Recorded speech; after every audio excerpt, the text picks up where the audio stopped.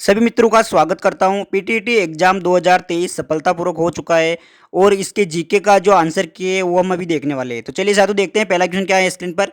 आप स्क्रीन पर देख पा रहे होंगे क्वेश्चन नंबर 1 जो है आपके वो ये है, सेवा की संस्थापक का नाम बताइए जिन्हें पद्म भूषण से सम्मानित किया जा चुका है। तो उसका जो इसका आंसर होगा वो होगा ऑप्शन नंबर सी, इलाबेन भट्ट है साथियों।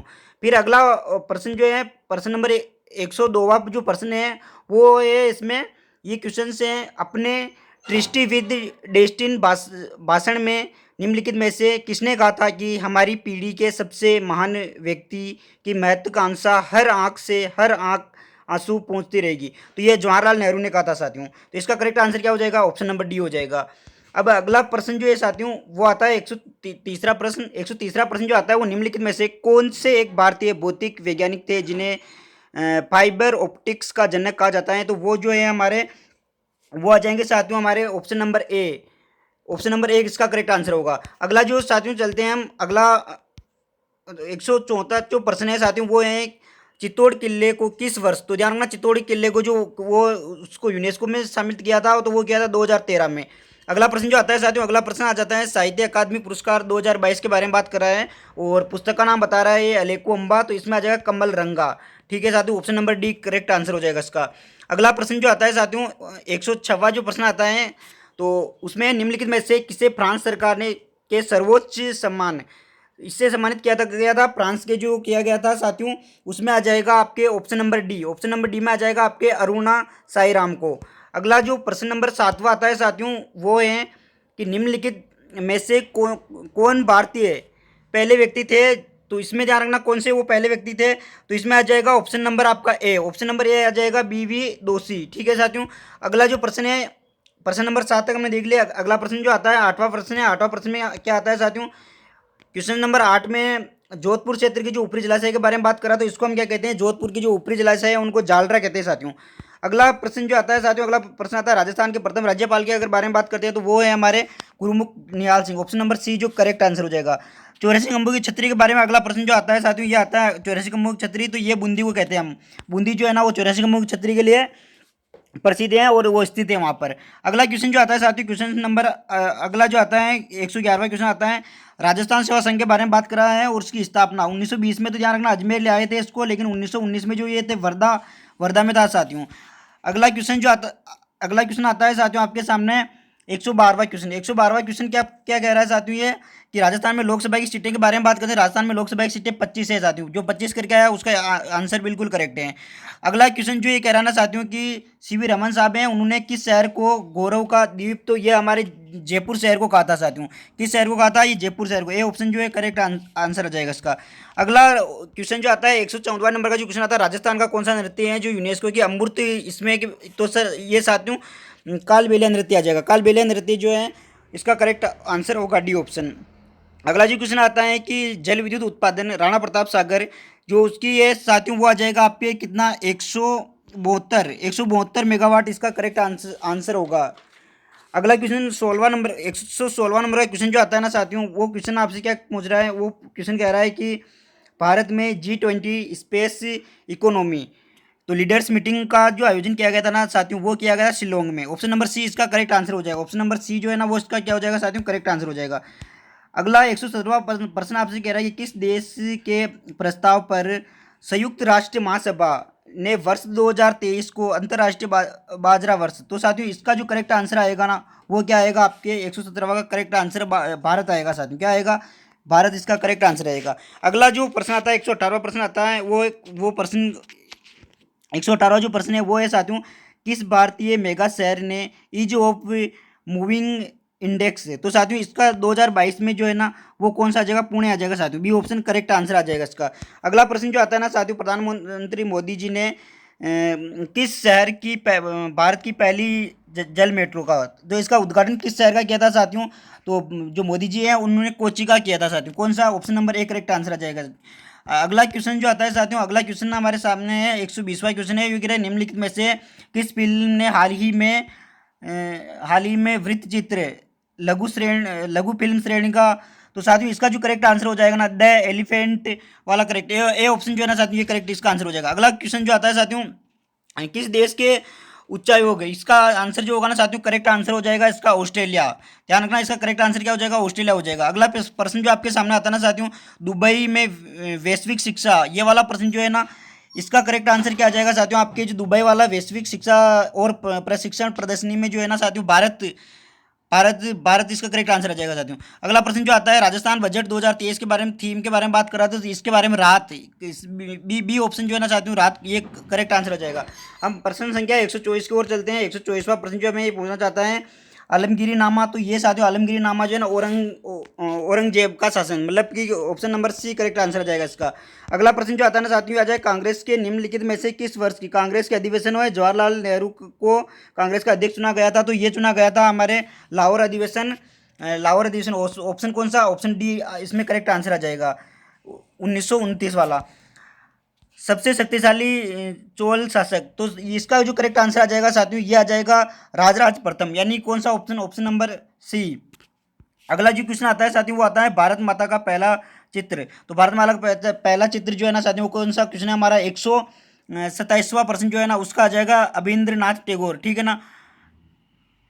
हाँ, ये इसका करेक्ट आंसर हो जाएगा, सी ऑप्शन जो है ना साथियों, ये इसका करेक्ट आंसर हो जाएगा। 128वें प्रश्न की ओर मैं चलता हूँ साथियों। 128वां प्रश्न जो आता है ना, वो क्या आ जाएगा, देखो 128वां प्रश्न स्क्रीन पर शो है, निम्नलिखित में से कौन सा भारतीय इतिहास के गुप्त युग से संबंधित है, तो इसमें करेक्ट आंसर जो आ जाएगा ना, गुप्त युग की पूछ रहा है मैं, और भारतीय इतिहास से पूछ रहा है, तो इसमें जो ये है ना हमारे आर्यभट्ट द्वारा भारतीय खगोल विज्ञान में महत्वपूर्ण योगदान, ये जो है ना हमारा, इसका करेक्ट आंसर हो जाएगा 28वां का ये आंसर है। अगला क्वेश्चन जो आता है ना साथियों, ऋग्वेद में 1000 से अधिक स्रोत शामिल हैं, तो ये वाला प्रश्न है, 129वां प्रश्न है, इसका करेक्ट आंसर जो हो जाएगा साथियों, क्या हो जाएगा, सूतक हो जाएगा, ठीक है। अगला प्रश्न जो आता है साथियों, 130वां प्रश्न, कांग्रेस सोशलिस्ट पार्टी के संस्थापक के बारे में बात करता है, तो ये जो इसका करेक्ट आंसर आ जाएगा आचार्य नरेंद्र देव, इसका मतलब कौन सा, ये ऑप्शन नंबर ए करेक्ट हो जाएगा इसका। अगला प्रश्न जो हमारा 131वां प्रश्न है साथियों, प्राचीन भारत में निम्नलिखित में से किस महाजनपद की राजधानी चंपा, तो वो अंग की राजधानी थी साथियों, किसकी, अंग, ठीक है। अगला प्रश्न जो पूछ रहा है हमारा कौन सा, 132वां प्रश्न। 132वां प्रश्न क्या कहना चाहता है साथियों हमसे, 132वां प्रश्न है, जमशेदपुर का पूर्व नाम के बारे में पूछ रहा है, तो उसका जो पूर्ण नाम जो आ जाएगा ना साथियों, ऑप्शन नंबर सी, ये आ जाएगा साक्षी आ जाएगा, ठीक है साथियों, सी ऑप्शन आ जाएगा इसमें। 133वां प्रश्न है, ये इसका उत्तर क्या होगा, ओमकारेश्वर परियोजना, तो इसका साथियों क्या आ जाएगा, देखना, नर्मदा परियोजना, ये ऑप्शन इसका करेक्ट आंसर आ जाएगा। 134वां है, सतलज और काली नदियों के बीच के बारे में बात कर रहा है, हिमालय के भाग को क्या कहते हैं, तो साथियों इसमें जो आ जाएगा ना, कामाऊ हिमालय कहते हैं इसको, क्या कहते हैं, ऑप्शन नंबर सी आ जाएगा। अगला प्रश्न जो आता है साथियों, 135वां प्रश्न आता है, ये कह रहा है निम्नलिखित में से लद्दाख के संबंध की बात करा, सही नहीं है, मतलब लद्दाख के बारे में जो क्या सही नहीं है, तो लद्दाख की जो साक्षरता दर केवल इतनी है, ये इसमें क्या है, सही नहीं है, बाकी इसमें सब सही है, मतलब बी ऑप्शन आपका इसका आंसर हो जाएगा। अगला जो प्रश्न आता है साथियों, आपके सामने कौन सा 135वां प्रश्न कर लिया हमने। 136वां प्रश्न जो आता है वो बोल रहा है कि निम्न में से किस क्षेत्र में पीट मिट्टी जो पाई जाती है ना साथियों, वो पाई जाती है उड़ीसा के तटीय क्षेत्र में, इसका मतलब करेक्ट आंसर कौन सा हो जाएगा, हमारा ए ऑप्शन इसका करेक्ट आंसर हो जाएगा। अगला प्रश्न जो आता है साथियों, वो निम्नलिखित में से खेतड़ी, हमारे राजस्थान में झुंझुनू जिले में तांबे के लिए जानी जाती है साथियों, किसके लिए, तांबे के लिए जानी जाती थी। अगला प्रश्न जो आता है, भारत और उसके पड़ोसी देशों से को मिलाकर भारतीय उपमहाद्वीप क्यों कहा जाता है, तो इसमें क्या इसका करेक्ट आंसर आ जाएगा कि इस क्षेत्र का विशालाकारी कारण, ठीक है साथियों। भाई हम भारत और इसको जो पड़ोसी देश को मिला रहे हैं और इसको उपमहाद्वीप क्यों कह रहे हैं, तो इसका कारण क्या है साथियों, इसमें क्षेत्र विशालता कारण, क्षेत्र विशाल है इस कारण। तो कौन सा प्रश्न ले लिया, 138 प्रश्न हमारे हो चुके हैं। अगला 139वां प्रश्न जो आता है ना, वो बोल रहा है कि निम्नलिखित में से किस राज्य में शीत मरुस्थल जीवमंडल रिजर्व स्थित है, तो 139वां प्रश्न जो है ना, इसमें आ जाएगा हिमाचल प्रदेश में, ऊपर ही ऊपर हिमाचल प्रदेश आएगा, ठीक है। अगला जो प्रश्न आता है 140वां, वो आता है कि भारत में खनिजों के मानचित्र और अन्वेषण के लिए कौन सी सरकारी एजेंसी जिम्मेदार है, तो इसके लिए जो इसमें करेक्ट आंसर जो आ जाएगा ना साथियों, वो आ जाएगा 140वां में हमारा डी ऑप्शन। डी ऑप्शन का हम लोग होगा भारतीय भूवैज्ञानिक सर्वेक्षण, डी ऑप्शन जो है ना इसका करेक्ट आंसर माना जाएगा। अगला प्रश्न आता है 141वां, ये बोला कि निम्नलिखित में से किस क्षेत्र को पर्यावरण और वन मंत्रालय द्वारा भारत का पहला, तो साथियों इसमें करेक्ट आंसर क्या आ जाएगा, देखो इसमें ये कच्छ की खाड़ी, सी ऑप्शन जो है ना वो करेक्ट आंसर आ जाएगा।